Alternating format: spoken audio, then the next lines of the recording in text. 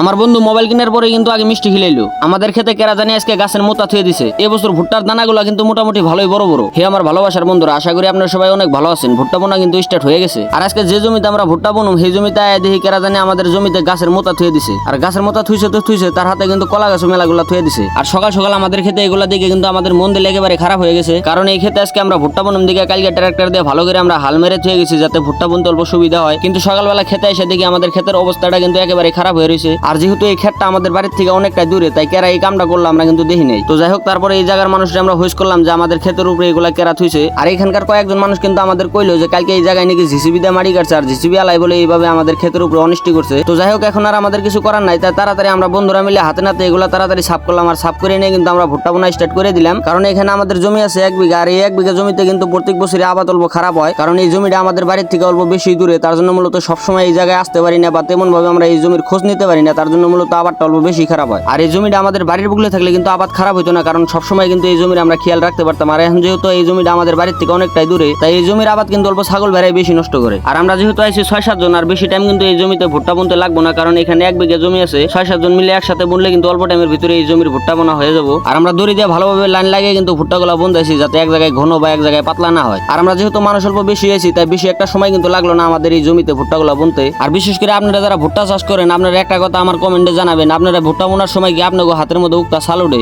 আমার কিন্তু উক্তা চালটা অল্প বেশি উঠে। তো যাই হোক, আমাদের কিন্তু ভুট্টা বোনা শেষ হয়ে গেছে, তাই যে দড়ি দিয়ে আমরা লাইন কাটা কাটা ভুট্টাগুলো বুনছিলাম ওই দড়িগুলো কিন্তু ভালোভাবে গুছাইতেছি। আর একটা কথা, অনেক জায়গায় অনেকভাবে কিন্তু ভুট্টা চাষ করে, কিন্তু আমাদের এখানকার নিয়মটা অল্প আলাদা। আমাদের এখানে কিন্তু প্রথমে দড়ি দিয়ে আগে লাইন কাটে, লাইন কাটার পরে কিন্তু তারপরে ওই লাইন অনুযায়ী ভুট্টাগুলো লাগিয়ে যায়। তো যাই হোক, আমাদের যেহেতু ভুট্টা কাটা হয়ে গেছে, তাই সবাই মিলে কিন্তু পাকার পারে গাও দিতেছি। কারণ এখন যাবো আমরা বাজারে, কারণ কালকে আমার এক বন্ধু গুয়াহাটি থেকে কামাই করে নিয়েছে। আর এনে কিন্তু জিত উড়াইছে যে তাড়াতাড়ি আমার মোবাইল কিনে দাও। তো ফাইনালি ওরে নিয়ে কিন্তু এখন বাজারে যাবো মোবাইলটা কিনবেন নিগে। আর ওর হাতে নিয়ে কিন্তু আমরা প্রায় 6-7টা দোকান ঘুরলাম, তারপরেও কিন্তু কোনো মোবাইলে পছন্দ করতেছে না। আর যে মোবাইল তুই পছন্দ করবে ওটা আবার দামি বলে না। তো যাই হোক, অবশ্যই আপাতত চলার জন্য কিন্তু এই দোকান থেকে 8100 টাকা দিয়ে একটা মোবাইল কিনে হালাইলো। আর একটা কথা, এই ভিডিওটা আজকে এডিটিং করতে এত পরিমাণ আমার কষ্ট হয়েছে, মানে বিশেষ করে ভয়েসটা দিতে খুবই কষ্ট হয়েছে। কারণ বর্তমান কিন্তু ঠান্ডার সিজন, আর এই সময় কিন্তু সবাই পিকনিক খায়। আর পিকনিকে গান বাজানোর কারণে কিন্তু আমি ভিডিওর মধ্যে ভালোভাবে ভয়েস দিতে পারি নাই। আর আমার এই ভিডিওগুলো কিন্তু আমি দাগের মধ্যে বসে এডিটিং করি। আর যেহেতু আজকে দাগের মধ্যে সবাই পিকনিক খাইতেছে, তাই ভালোভাবে কিন্তু আমার এই ভিডিওতে ভয়েস দিতে পারি নাই, এর জন্য আমি দুঃখিত। তো যাই হোক, অবশেষে আমার বন্ধু মোবাইল কেনার পরে কিন্তু আঙ্গ মিষ্টি আর ভুজিয়ে খিলাইলো। তো আজকের মতো ভিডিও এই পর্যন্ত। সুস্থ থাকবেন, ভালো থাকবেন, আল্লাহ হাফেজ।